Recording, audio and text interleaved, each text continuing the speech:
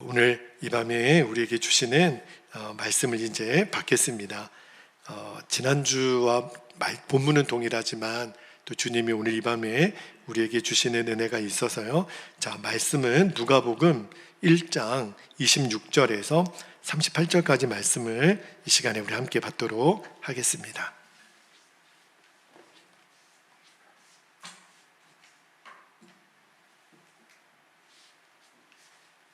말씀을 한 절씩 받겠습니다. 저와 여러분이 교독하고 마지막 절만 같이 읽겠습니다. 26절입니다. 여섯째 달에 천사 가브리엘이 하나님의 보내심을 받아 갈릴리 나사렛이란 동네에 가서 다윗의 자손 요셉이라는 사람과 약혼한 처녀에게 이르니 그 처녀의 이름은 마리아라. 28절 그에게 들어가 이르되 은혜를 받은 자여 평안할지어다 주께서 너와 함께 하시도다 하니 처녀가 그 말을 듣고 놀라 이런 인사가 어찌함인가 생각하며 30절 천사가 이르되 마리아여 무서워하지 말라 내가 하나님께 은혜를 입었느니라. 보라 내가 잉태하여 아들을 낳으리니 그 이름을 예수라 하라.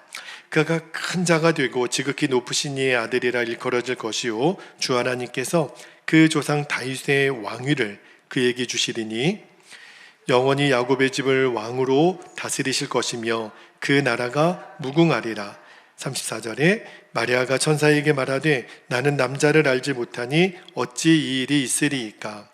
천사가 대답하여 이르되 성령이 내게 임하시고 지극히 높으신 이의 능력이 너를 덮으시리니 이러므로 나실 바 거룩한 이는 하나님의 아들이라 일컬어지리라. 보라 너희 친족 엘리사벳도 늙어서 아들을 배웠느니라.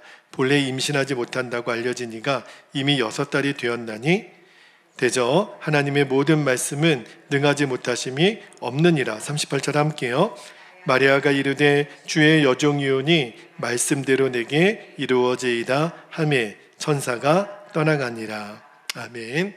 하나님 말씀입니다. 오늘 설교 제목이 예수님과의 동행이 나의 사명이다 라는 제목으로 말씀을 좀 나눌게요. 제가 지난주 성령 집회 때 그 설교 제목이 재미를 따라 살지 말고 뭘 따라 살라 그랬죠? 기쁨을 따라 살라 이 말씀을 드렸고 사명에 대한 말씀, 소명에 대한 말씀을 드렸는데 지난주와 오늘 본문은 동일해요. 여러분 마리아가 예수님을 성령으로 잉태하게 되는 것을 성경은 은혜를 입었다, 은혜를 받았다 그렇게 표현했다 그랬잖아요. 여러분 우리가 여러 인생을 살 수 있겠지만 정말 가장 복된 인생은 내가 하나님을 위해서 살았던 것이 있는 것, 하나님이 나에게 주신 사명을 완수했던 그 사람이 나중에 우리가 하나님 앞에 서게 되는 날 가장 복 있다고 하나님이 여겨주실 거예요. 그러므로 여러분 마귀는요 세상은 계속 우리를 재미로 끌어당깁니다. 그죠? TV를 보세요. 우리가 어디를 가도 늘 우리의 오감을 만족시키는 것으로 계속 우리를 끌어당기잖아요. 그래서 사람들은 재미있는 곳을 찾아 헤매입니다. 오늘 이 밤에도 이 금요일 밤을 불금이라고 그러잖아요.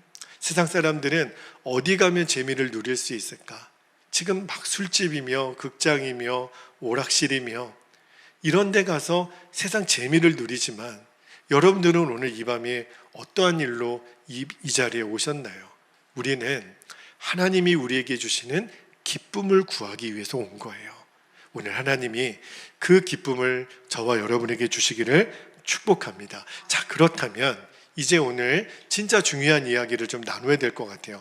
어떻게 하면 나에게 주시는 사명을 알 수 있을까? 내가 그 사명을 알아야 그 사명대로 살 거 아니에요? 오늘 두 가지를 여러분과 좀 나누고 기도하기를 원하는데 어떻게 하면 내게 주신 사명을 알 수 있을까? 그 첫 번째입니다. 오늘 설교 제목이기도 해요. 자, 첫 번째, 예수님과 동행하는 것에 대해서 눈이 뜨이는 것 굉장히 중요합니다. 나와 함께 계시는 예수님과 동행하는 것에 눈이 뜨이는 것, 그게 사명이에요. 여러분 이 말씀을 꼭 명심하셔야 됩니다. 마리아가 그랬어요. 자, 여러분 이제 보세요. 마리아는 임신을 하게 됐습니다. 근데 그 임신의 뱃속에 누가 계신 거예요? 예수님이 계신 거예요. 마리아가 원했든 원치 않았든 이제 마리아의 운명은요, 예수님과 늘 함께 있을 수밖에 없어요. 왜냐하면 예수님이 지금 엄마 마리아 뱃속에 있으니까. 자, 그런데 여러분 이제 잘 보세요. 마리아의 인생을 한번 들여다볼게요. 마리아는 예수님을 임신하고 나서 그에게 어떠한 영향을 미쳤을까? 한번 생각해 보세요. 여러분, 마리아는 내 태중에 있는 아이가 성령으로 잉태된 하나님의 아들, 구주가 되시는 예수님을 잉태했다는 사실을 알지요. 왜냐하면 가브리엘 천사가 이야기를 해줬잖아요. 자, 그런데 우리가 성탄절 이야기로 들어가 보면 예수님이 이제 마구간에서 태어났단 말입니다. 그 강보에 쌓인 그 아기, 아마 예수님도 태어날 때 궁금한 게 제가 몇 가지가 있어요. 예수님도 탯줄을 잘랐을까? 저는 잘랐을 것 같아요. 왜냐하면 완전히 육신의 인간의 몸으로 오셨으니까. 그리고 예수님 태어날 때 응애하고 우셨을까? 여러분 어떠셨을 것 같아요? 예수님 점잖게 응애도 아니고 응애 이러고 태어나셨을 거 아니에요. 진짜 갓난아기예요. 응애하고 예수님 태어나셨을 거예요. 그리고 이제 그 품에 마리아가 예수님을 안습니다.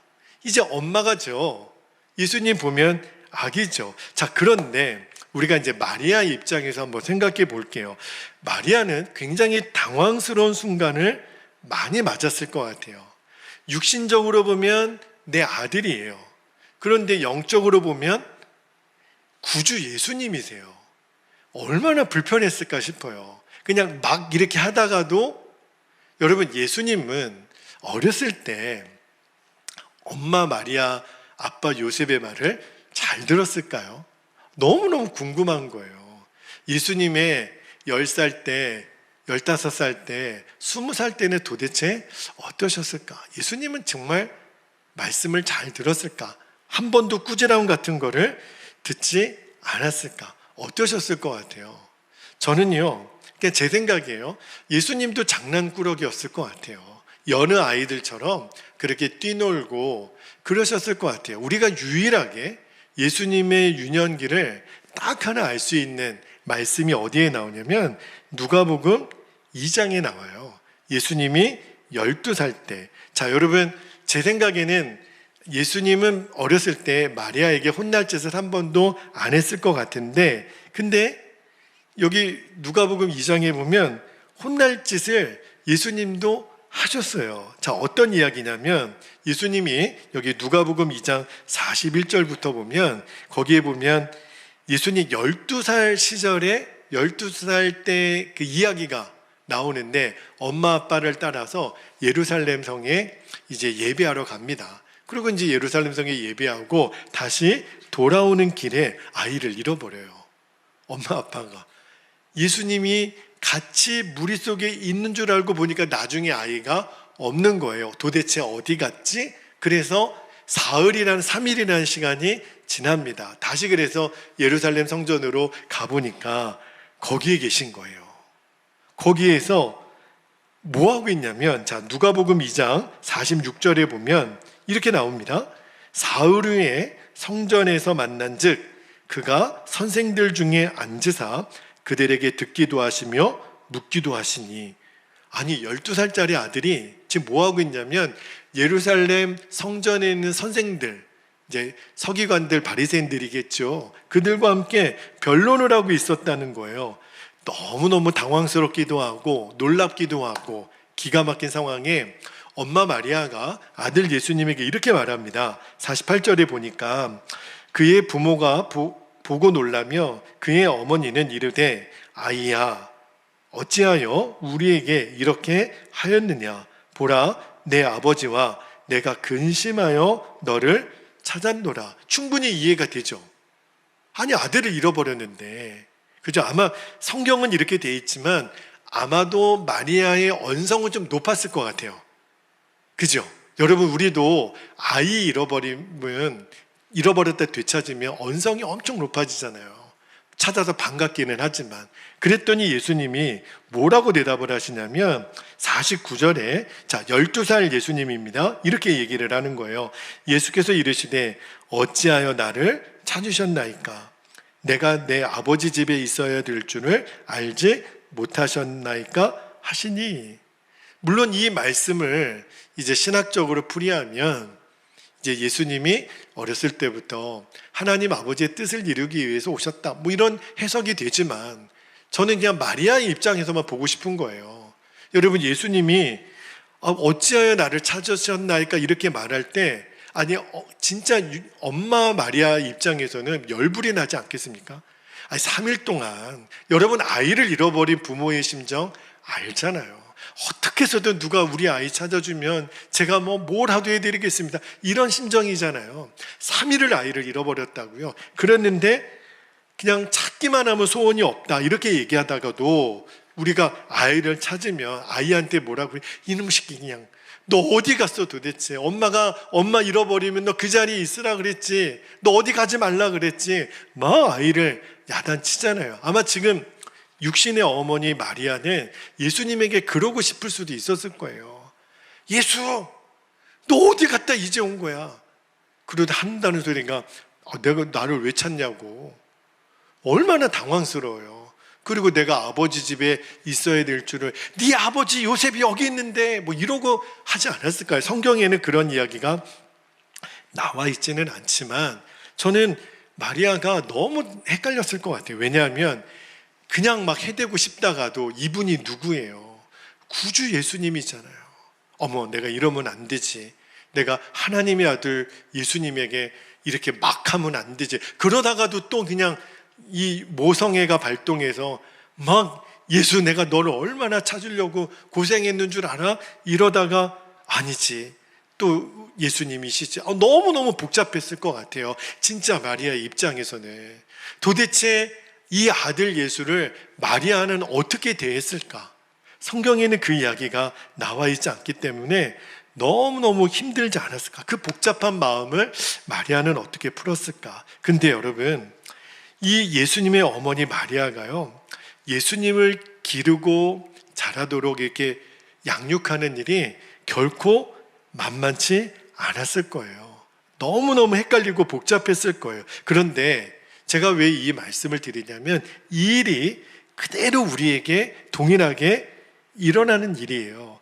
잘 보세요. 여러분, 마리아는 예수님을 잉태했으니 그 안에 예수님이 계시잖아요. 자, 그러면 우리는요, 우리는 지금도 예수님을 믿으면 성령으로, 근데 그 성령이 예수님의 영이거든요. 예수님 그분이 성령으로 우리 안에 계신 거잖아요. 자, 그러면 마리아의 상태랑 우리의 상태랑 똑같은 거예요. 느낌만 다르죠. 마리아는 아마 이렇게 막 배도 부르고 그랬겠죠. 그런데 마리아는 어쨌든 사명을 받은 뒤로 언제나 예수님과 함께 살 수밖에 없어요. 육신적으로 아들이 됐으니까. 그런데 우리도 똑같아요. 우리도 예수님이 우리 안에 계시잖아요. 다시 말하면 마리아와 함께 계신 예수님, 그분이 지금 우리와 함께 계신 그분하고 똑같아요. 자, 그런데 마리아는 지금 되게 불편하잖아요. 막대하기도 어렵고, 그렇다고 막 이렇게 막 하나님처럼만 대하기도 어렵고. 근데 여러분 안에, 저와 여러분 안에 예수님이 와 계시는데, 여러분 불편해요? 편해요? 잘 생각해 보세요. 지금 예수님 여러분 안에 계시죠? 근데 여러분, 예수님이 내 안에 계신 걸로 인해서 늘 편했나요? 왜냐하면 내가 이런 자리에 가서는 안 되는데 그때도 예수님 같이 가시는 거예요. 여러분, 왜 우리가 엄한 데 가고 죄 짓는 데 가고 그렇게 사는 줄 아십니까? 예수님이 지금 나와 안 계시다라고 생각하니까 그렇게 우리가 세상에서 죄를 짓는 거예요. 근데 여러분, 예수님은 어디 안 가세요. 우리가 만약에 죄 짓는 자리에 있을 때요, 예수님은 어디 계실까요? 그 자리에 함께 계세요. 우리가 죄 짓는 것을 내 안에 계신 예수님 보고만 계세요. 안타까우시겠지만, 그죠? 예수님은 어디 안 가세요. 근데 내가 예수님을 모시고도 그런 잘못된 자리에 갔는데도 마음이 편할 수가 없어요. 그죠? 불편해야 돼야 정상인 거예요. 그죠? 이제는요, 저와 여러분이 예수님이 정말 나와 함께 계시다라는 것을 믿는다면 사실은 엄청 불편해야 돼요. 왜냐하면 여러분이 예를 들어 저와 함께 여행을 다닌다고 한번 생각해 보세요. 여러분 가족끼리만 여행을 다니다가 목사님이 이 여행하는 자리에 차에 함께 계시고 이러면 편해요, 불편해요? 엄청 불편하죠. 평상시처럼 못한다니까요. 그죠? 목사님 계시는데 엄청 불편하잖아요. 자, 여러분 예수님이 나와 함께 계세요. 똑같은 상황이에요. 여러분 사실은 예수님이 정말 나와 함께 계시다는 것을 믿는다면 사실은 엄청 불편해야 정상입니다. 왜냐하면 예수님이 기뻐하지 않는 일은 이제는 못하는 거예요. 예수님이 원하시지 않는 일은 내가 이제 해서는 안 되는 거예요. 그러니까 여러분, 예수님이 나와 함께 계시고 예수님이 나와 동행하는 것을 아는 그 순간부터 그 모든 삶은 사명이 되는 겁니다. 왜냐하면 예수님이 가기를 원하시는데 나도 가고, 주님이 하시는 일을 이제는 내가 하는 거니까. 여러분, 사명은 어떻게 발견하는 거죠? 우리가 지금 오늘 그 주제로 이야기를 나누잖아요. 사명은 내가 막 기도 중에 갑자기 하나님이 나타나서 너 뭐를 해라, 어디 가라, 이런 특별한 케이스도 저는 인정해요. 그러나 우리가 하나님의 사명을 깨닫는 가장 지름길이 뭐냐면 예수님이 나와 함께 계시고 동행하시는 것에 눈이 뜨이는 거예요. 그게 바로 사명이에요. 여러분, 저도 목사이지만 많은 목사님들이요, 하나님이 정말 나를 목사로 부르셨을까 하는 것에 대한 의심과 회의가 느껴질 때가 많다 그래요. 저도 그런 경험이 많았거든요. 하나님이 나를 목사로 부르신 게 진짜 맞을까? 정말일까? 만약에 내가 목사의 길을 걷지 않고 다른 직업을 선택했다면 나는 뭐라고 살았을까? 그런 생각을 해본 적이 있어요. 그래서 그랬는지 하나님이 5년 전에 저를 이제 목회 일선에서 잠깐 내려놓게 하시고 그냥 성도들의 삶을 들여다볼 수 있는 삶의 자리로 저를 몰아가신 적이 있어요. 그때 제가 알았어요. 우리 성도들이 세상에서 얼마나 치열하게 살아가고 있는가를. 그 시간이 없었으면 저는 성도들을 제대로 이해를 못했을 것 같아요. 제가 땀 흘려서 노동도 해보고 돈을 벌어보니까 성도들이 얼마나 세상 가운데서 정말 고군분투하고 있는지, 그리고 그 성도들이 내는 11조와 교회를 향한 시간과 재정을 들여 헌신하는 것이 알았어요. 피를 드리고 생명을 드리는 것을 알았어요. 저는 성도들이 매주 드리는 헌금 봉투를 붙들고 기도할 때마다 주님, 오늘도 우리 성도들이 생명을 드립니다. 그 마음을 알겠어요.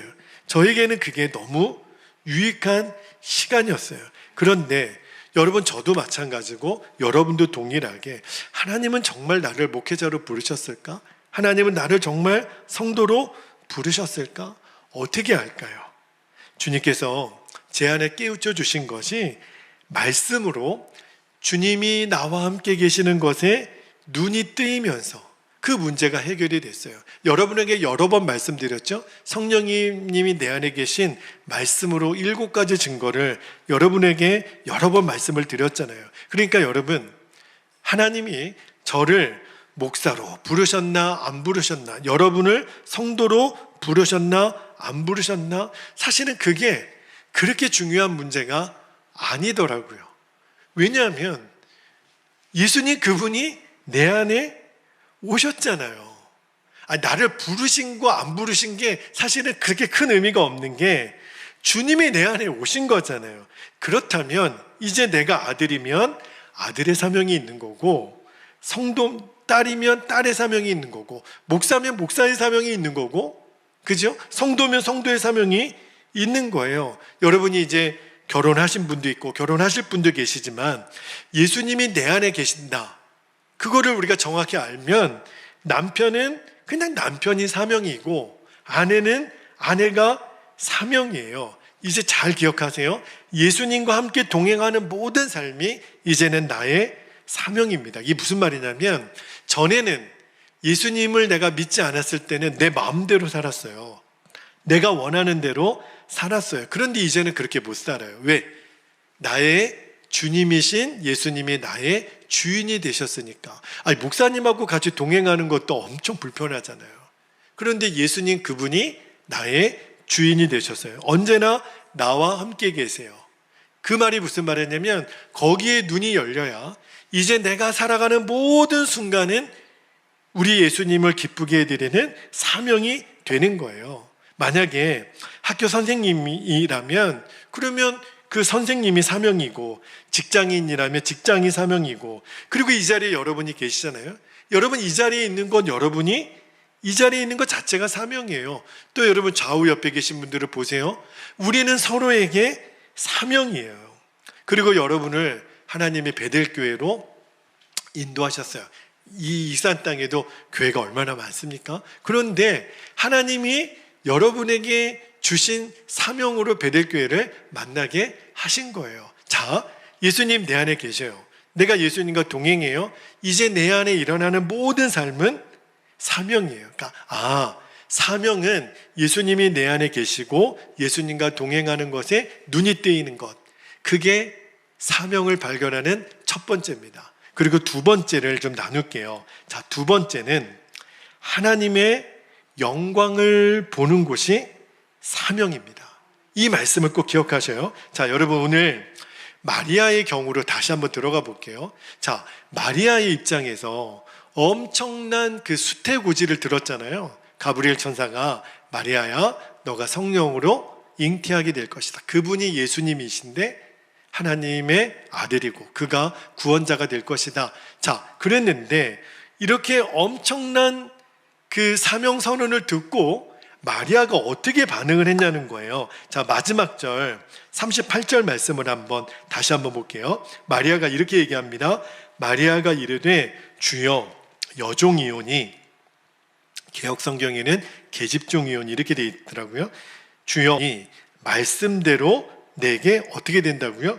이루어지이다. 이 말은 무슨 말이냐면 마리아가 자신에게 주신 사명을 받았다라는 거예요. 받아들였다라는 거예요. 여러분, 이 일이 마리아 입장에서 엄청나게 어려운 일이 될 거라는 거를 마리아도 알았겠죠. 그런데 제 생각에는 마리아가 참 대단하고 귀한 게 어떻게 이런 엄청난 사명을 너무너무 쉽게 받아들이는 것 같지 않나요? 그대로 여종이오니 그대로 되어지기를 원합니다. 여러분, 사실 처녀가 아이를 가지는 일이 지금 한국 사회에서도 용납하기가 어려워요. 당시 유대에서는요, 여러분 요한복음 8장에 현장에서 가늠하다 잡힌 여인은 돌에 쳐서 죽였잖아요. 그러면 똑같아요. 남자를 알지 못하는 여인이 아이를 가졌다라는 것은 동일한 율법을 어긴 거예요. 그런데도 마리아가 그런 어려움을 예상 못했을 리는 없겠지만 너무너무 그런 생각도 안 한다고 여겨질 정도로 순수하게 받아들이는 거예요. 말씀대로 내게 이루어지리이다. 제가 묵상하다가 어떻게 마리아는 이렇게 쉽게 하나님의 사명을 받아들일 수 있었을까 궁금해요. 말씀 중에 깨달아지는 것이 지금 이 마리아가 처한 이 누가복음 1장의 상황을 우리가 한번 들어가 보고 싶은 거예요. 자, 지금 마리아는 누구랑 지금 대화를 하고 있죠? 하나님이 보내신 가브리엘 천사와. 그러니까 마리아는 너무너무 놀라운 영광 중에 있었다는 거예요. 가브리엘 천사가 어떻게 생겼는지 우리는 모르죠. 그러나 마리아는 하나님이 보낸 가브리엘 천사 그 영광 중에, 우리가 기독교 영화 중에 보면 천사가 나타나는 그 영상은요, 보통 뒤에 뭔가 이렇게 동그랗게 뒤에 있고요, 막 빛이 비치고, 아마 그거를 정확하게 묘사하기는 어려울 것 같아요. 이사야가 보았던 그 성전에서의 영광이라든지, 그죠? 그거를 진짜 이렇게 영상으로 찍어 놓지 않으면 우리는 상상하기 어렵지만, 그러나 공통적으로 느껴지는 거는 하나님의 영광 중에 임하면 완전히 사람이 압도당하는 거예요. 정말 입도 열지 못하는 너무너무 신비한, 여러분 오늘 밤에도 우리가 잠자고 있는데 갑자기 나 혼자 막 빛이 비치고 천사가 나타나서 준철아 은혜를 받은 자요 이러면은 너무너무 막 황홀할 것 같지 않아요? 꿈인가? 막 꼬집어 봤더니 아파요. 꿈이 아니네. 만약에 그런 체험을 했다 그러면 얼마나 놀랐겠어요. 그죠?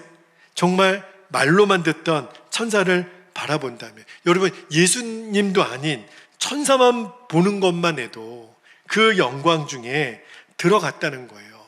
그죠? 지금 마리아가 어떻게 이렇게 쉽게 하나님이 주신 너무너무 여인으로서는 받아들이기 쉽지 않은 이 사명을 이렇게 쉽게 받아들였을까? 이유는 하나예요. 마리아가 지금 영광 중에, 주님의 영광 중에 거하고 있었기 때문에.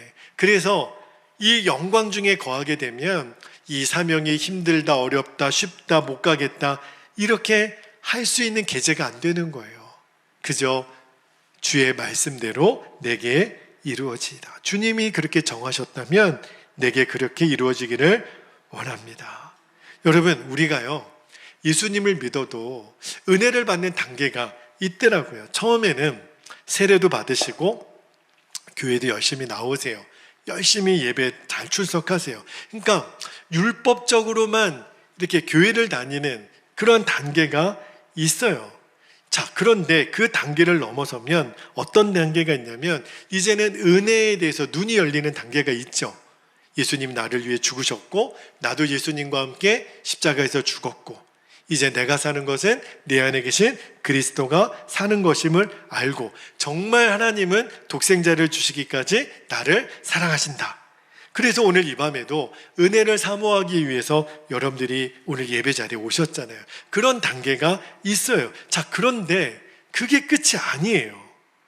지금 여러분의 단계가 만약에 거기에 있다면, 은혜를 사모할 줄 아는 단계에 있다면 이제는 이 단계를 넘어서야 됩니다. 그 단계가 뭐냐면 사명의 단계예요. 만약에 또 다음 단계가 있다라는 것을 우리가 알지 못하면 사명 들으면 너무 부담스럽죠. 예를 들어 이제 선교사로 가라. 아유, 주님, 제가 지금 무슨 아무것도 준비가 안 돼 있는데요. 아니, 무조건 가.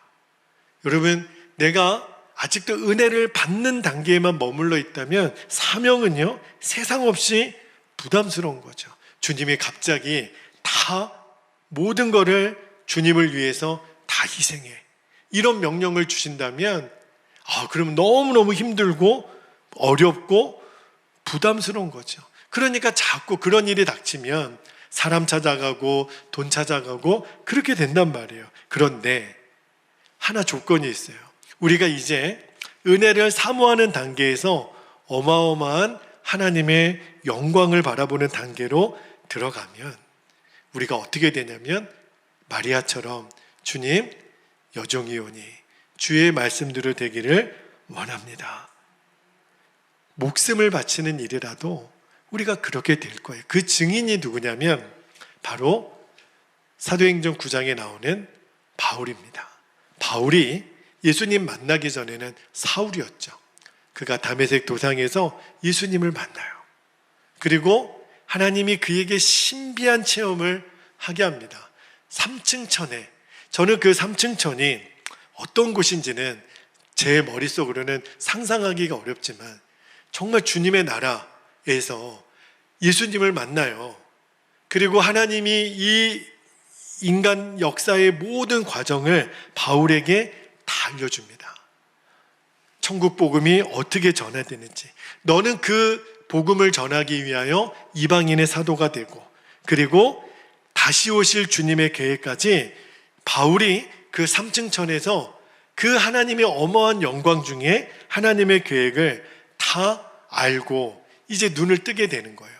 그 다음에 빌립보서 말씀에 보면 사도 바울이 그동안 자기가 자랑스럽게 여겼던 것, 그렇게 귀하게 여겼던 것을 다 배설물처럼 버렸다 그랬어요. 여러분, 배설물처럼 버렸다라는 게 어떤 의미냐면, 자, 이제 제가 여러분이 오늘 저녁 식사를 하시고 오셨으니까 제가 부담 없이 말씀을 좀 드릴게요. 여러분, 용변 보시고, 큰 용변을 보시고 물을 내릴 때 그 내려가는 그 용변을 한참 동안 바라보면서, 야, 이거 아까워서 어떻게 버리지? 이런 고민 해본 적 있으세요? 야, 이거 진짜 아깝네. 여러분, 우리가 애기들 키울 때, 애기들 그 젖먹이 키울 때나 변 색깔 보지요. 내 몸에서 나왔다고 해도 그 배설물을 한참 쳐다보면서 이거 버릴까 말까 고민하는 분이 어딨나요? 그냥 빨리 버리는 거죠. 어떤 때는 뚜껑 닫고 보지도 않고 버리잖아요. 그걸 또 뭘 봅니까? 그죠? 여러분, 그게 배설물처럼 버렸다라는 거예요. 바울은요, 그 어마한 하나님의 영광을 보고 나니까 내가 그동안 갖고 있었던 로마 시민권, 가브리엘 그 학파에서 공부했던 그 모든 명예, 그가 누렸던 바리새인 중에 바리새인이요, 정말 뭐 하나 꿀릴 것 없었던 바울이 그 모든 것들을 배설물처럼 버렸다라는 거예요. 그게 어떻게 가능했을까? 이제 하나님이 나를 향해 이방인의 사도가 되라, 거기에 눈이 열리고 나니까, 하나님의 영광을 보고 나니까, 그 눈을 뜨이고 나니까 이방인의 사도가 되는 거는 고생길로 들어가는 거거든요. 그런데 그게 영적인 눈을 뜨이고 보니까 세상에서 제일 영광스러운 사명이더라는 거예요. 바울이 그거를 깨달은 거예요. 예수님이 언제 오시나, 이 역사는 어떻게 진행되나, 천국 복음은 어떻게 전해지나, 그 모든 것들을 다 보고 나니까 내가 이방인의 사도가 되는 것, 이제 앞으로 내가 마지막 로마에서 순교하는 일까지 바울은 다 알았죠. 그러나 그게 바울에게 두려움이 아니라 기쁨이 되고 사명이 됐다라는 거예요. 여러분, 사도 바울이 이방인에게 복음을 전하러 가는 일에 정말 조금이라도 장애가 될까봐 하나님의 바울을 지금 정리하신 거예요. 그가 갖고 있었던 사회적, 종교적, 학문적인 모든 기득권, 자랑했던 모든 것들 다 배설물처럼 버린 거예요. 버리고 나서도 아까운 마음이 안 드는 거예요. 여러분, 우리가 그렇죠? 용변 보고 나서 아까운 마음은 안 들잖아요. 그냥 시원하다 그러잖아요. 우리가 그렇게 되는 거예요. 왜냐하면 이제는 진짜를 붙잡았으니까. 저희 아이가 5살 때까지는요, 5만 원짜리와 1,000원짜리를 구별을 못 하더라고요. 세뱃돈 받으면 제가 이러죠. 아빠가 1,000원짜리 5장 줄게. 너 5만 원짜리 한 장하고 바꾸자. 그러면 아이 생각에 5장이 더 커 보이잖아요. 많아 보이잖아요. 바꾸더라고요. 그런데 6살 되었을 때 언젠가 한번 또 세뱃돈 받은 거, 태호야, 아빠가 1,000원짜리 5장 줄게. 너 5만 원짜리 한 장하고 바꾸자. 안 바꾸는 거예요. 절대 안 바꾸는 거예요. 얘가 돈에 눈이 뜨인 거예요. 아빠 5만 원짜리 한 장이 1,000원짜리 50장이야. 그거를 얘가 눈을 뜬 거예요. 절대 안 바꿔요. 여러분, 하나님의 진짜 영광을 우리가 눈을 뜨잖아요. 그러면 그것과 비교도 안 되는 세상 영광, 세상의 그 배설물과 같은 것들 이제는 버릴 수 있어요. 우리가 진짜를 못 봐서 그래요. 여러분, 영광 중에 보면 그렇게 된다는 거예요. 여러분, 아직도 내가 사명에 갈등이 된다. 내가 할까 말까? 순종할까 말까? 그렇다면 예수님을 믿기는 믿지만 아직도 그 영광 중에 바라보는 눈은 못 뜨인 거예요. 그러니까 갈등이 되겠죠. 여러분, 우리가 이제 앞으로 신앙생활 하면서 성령의 역사를 점점 체험해 가면서 그 이야기를 여러분들이 점점 깨닫게 될 거예요. 사역 중에 계속 나타나게 될 거예요. 어떤 때는요, 밥을 먹지 않아도 배고픈 거를 모를 정도로 주님의 일을 하는데 기쁨이 될 때가 있다니까요. 여러분 그런 경험 해보신 적 있어요? 분명히 내 배꼽 시계는 배가 고파야 되는데 배가 고프지 않아. 제가 오늘 그랬어요. 오늘 저녁 식사 시간이 됐는데 제 계획으로는 집에 가서 밥을 좀 먹고 오거나 간식을 사서 먹거나 그래야 되는데 그냥 오늘 제가 말씀을 준비하기 전에 그런 기도를 했거든요. 하나님, 오늘 예배 중에 우리 성도들과 제가 더 주님의 깊은 임재 가운데 들어가게 해주세요. 말씀을 준비하기 전에 계속 그렇게 기도했는데 하나님이 계속 이런 말씀 저런 말씀 생각나게 하시고 이것도 고치고 저것도 고치고, 그리고 오늘 부를 찬양을 제 사무실에서 계속 불렀어요. 근데 하나님이 제 안에 하나님의 임재를 계속 부어주신다라는 생각이 들고 나니까 배고픈 거를 모르겠더라고요. 여러분 그럴 때가 있어요. 여러분이 어떤 때는 금식을 하려고 작정한 건 아닌데 보니까 벌써 식사 때가 2시간이 지났어요. 저는요 금식 체질이 아니어서 그렇게 밥 굶는 걸 잘 못하거든요. 그런데 제 스스로 놀라는 거예요. 이게 뭐지? 여러분 성령의 역사를 조금만 체험하고 나서도요 이렇게 달라져요. 그런데 그 하나님의 영광을 우리가 보게 되는 순간 얼마나 우리를 바꾸겠어요. 이제 말씀을 마무리하고 기도하기를 원합니다. 우리가 지난주와 오늘 마리아를 통해서 하나님의 사명자로 서게 되는 그 일을 우리가 보았어요. 오늘 그 2가지 말씀을 드렸는데, 첫 번째는 예수님이 나와 함께 계시고 나와 동행하는 것에 눈이 열려야 됩니다. 이게 사명이에요. 그리고 또 하나, 내 자신이 성령의 충만함으로 이제는 예수님의 영광의 자리로 들어가는 거예요. 그러면 내가 무엇을 하는가는 그렇게 중요하지 않습니다. 내가 사람들이 나에게 박수를 치든 안 치든 더 이상 중요하지 않아요. 왜요? 예수님이 나와 함께 계시고 내가 영광 중에 거하면 직업에 이제 귀천이 없어요. 내가 무엇을 하는지 이제 옛날에 나와 비교했을 때 어떤 때는 내가 참 부끄럽다, 내가 참 초라하다, 아니요, 그럴 리가 없어요. 하나님의 영광에 진짜 눈이 열리게 되면 내가 예전에 그렇게 화려한 영광을 누렸던 것이 이제는 배설물처럼 보이는 거예요.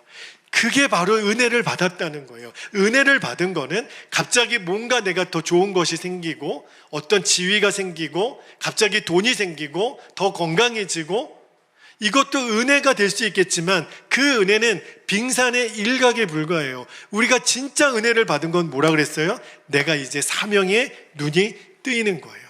하루를 살아도 내가 무엇을 위해 살아야 될지를 알게 되는 것. 근데 그 핵심이 뭐냐면 내가 예수님과 함께 있고 내가 예수님과 동행하는 것, 그리고 그 하나님이 함께 하시는 것에 대한 그 임마누엘의 영광 중에 마리아가 들어가고 나니까 주여, 주의 여정이오니 주의 말씀대로 이루어지이다. 우리들의 삶을 완전히 주님께 드릴 수 있게 되는 거예요. 여러분이 그 눈이 열리게 되기를 축복합니다. 이제 저와 여러분이 그 사명대로만 살아가는 거예요. 그때 하나님이 그 붙들린 사명자들을 통해서 이 익산을 뒤집어 놓으실 겁니다. 이 땅에 하나님의 나라가 임하는 일에 우리를 쓰실 거예요. 저는 꼭 그렇게 되기를 주님의 이름으로 축복합니다. 이제 우리 함께 기도하겠습니다. 2가지 기도 제목을 나누고 기도할 텐데, 첫 번째, 사명의 시작이 예수님이 나와 동행하시는 것에 대해서 눈이 열리는 것을 이제는 알게 하옵소서. 임마누엘의 예수님, 그분이 나와 함께 계시는 거예요. 이제는 우리는 불편하는 거예요. 불편한 삶으로 들어가는데 그게 진짜 복 있는 삶인 거예요. 2번째, 은혜를 이제는 사모하는 단계에서 이제는 하나님의 영광을 보는 자리까지 나아가게 하옵소서. 주님, 바울이 보았던 그 3층 천의 영광을 저도 보게 하소서. 그래서 배설물처럼 버린다라는 게 도대체 무엇인지 나도 경험하게 하옵소서.